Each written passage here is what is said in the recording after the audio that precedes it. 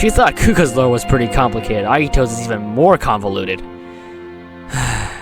Well, if this video gets at least 10 views or more, which I heavily doubt, I'll make a part 2 explaining Agito's lore then. You happy? Well... oh my god, it really has been 5 months. Let's just get this started. Go! Now, I've told you all in the Kuga lore video, watch that one first if you haven't. Just, click off. You can click off, go to the video, go to my channel. You can subscribe as well, right or click that subscribe button sometimes, Anyway, I said that Kamen Rider Agito was a kinda sequel to Kamen Rider Kuga. Well, you see... I lied.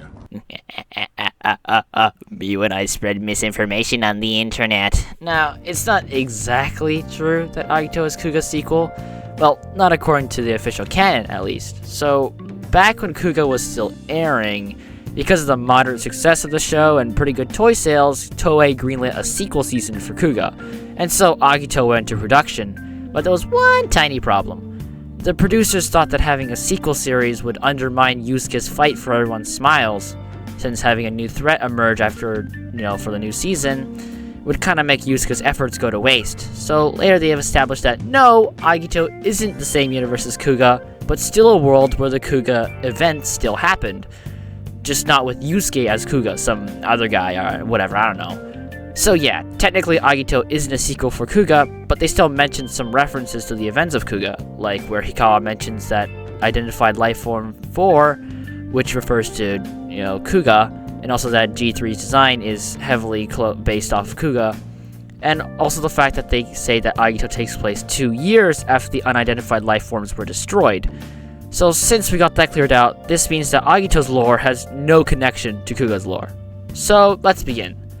This tale is not about humans, but about the gods who stood above them, and how they fell. Now, most of the ancient Agito lore is even more obscure than Kuga's lore.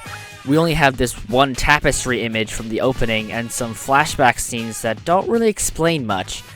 And the only lore that's been properly explained is a booklet from Premium Bandai, explaining the picture of the tapestry, and also a text written like a real story from like a holy book, basically a Bible of sorts, telling the story of the tapestry. So I'll mostly be basing my analysis on this Bible and tapestry, so keep that in mind when I'm explaining the lore.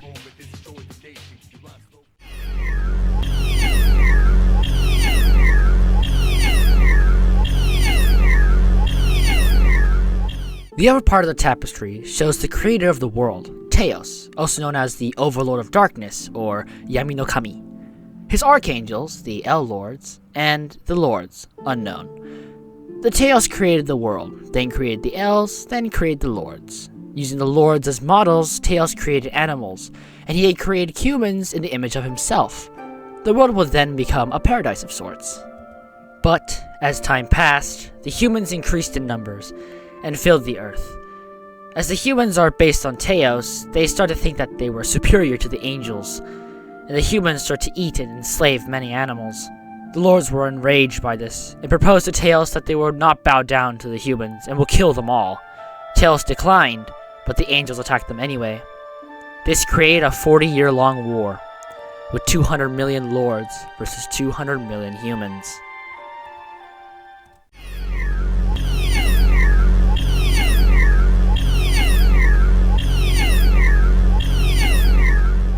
In the middle part of the painting, the war between the lords and the humans started, with the lords overwhelming the humans. One of the 7 elves, the El of Fire, Prometh, sympathized with the humans and betrayed the elves. He fell in love with a female human, and they both had a child, Nephilim, who would later be called Gills. Nephilim inherited the brutal nature of the elves, and started to attack both humans and animals. Gills posed a great threat to both the lords and humans, and Teos would make up his mind and declared war against the defectors. The war then continued, with Gills later leading the human side.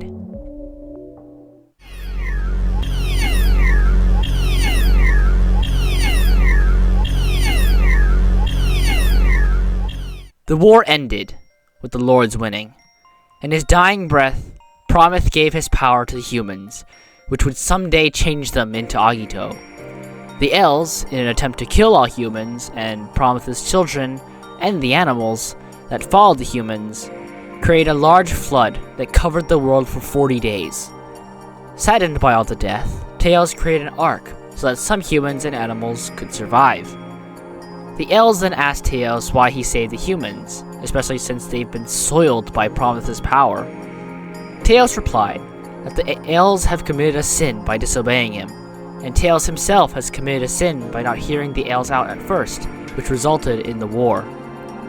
Tails asked the elves to do another cleanup next time when the world was populated again. Tails then sealed himself and all of the angels.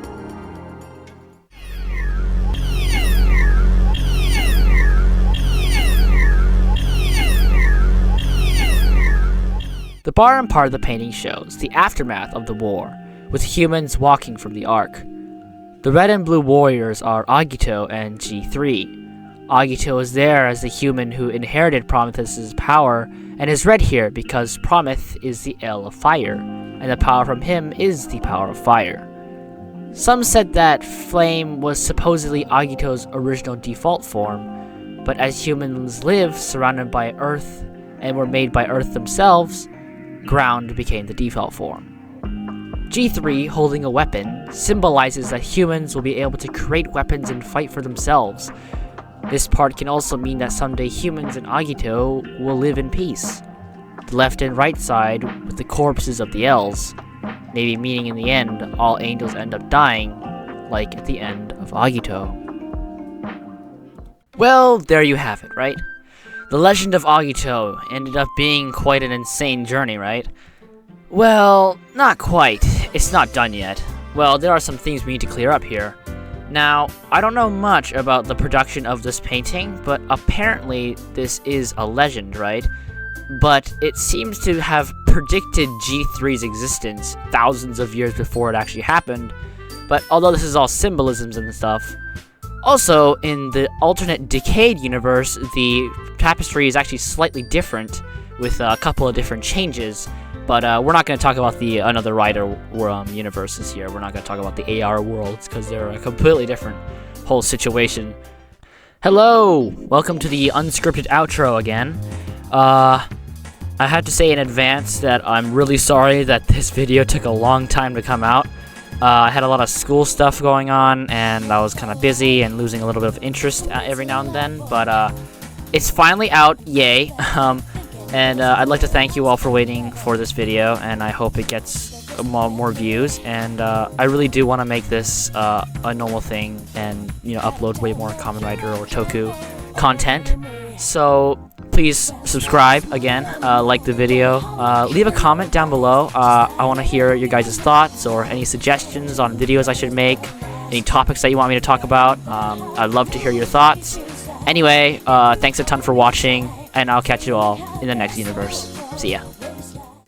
Hello, welcome to the outro. Okay, look, I recorded all this months ago, and every time I tried to export the video, CapCut would glitch out, and I couldn't upload this video, so I'm super sorry for everybody who's been waiting for this. I really wish I could have gotten this out a lot quicker, but due to technical difficulties and me stuff happening in my private life, a lot of things got in the way, but it's out, finally, yes! And I want to do a lot of more videos. Finally, I got this video off my chest. I've been watching a lot of Kamen Rider Zets recently, and it's really cool, and I really want to talk about it. And there's lots of other video ideas I have, and so I hope you guys stick around, and I hope you guys watch my videos. That's about it. So I'll really catch you all in the next universe, and make sure to click like and subscribe.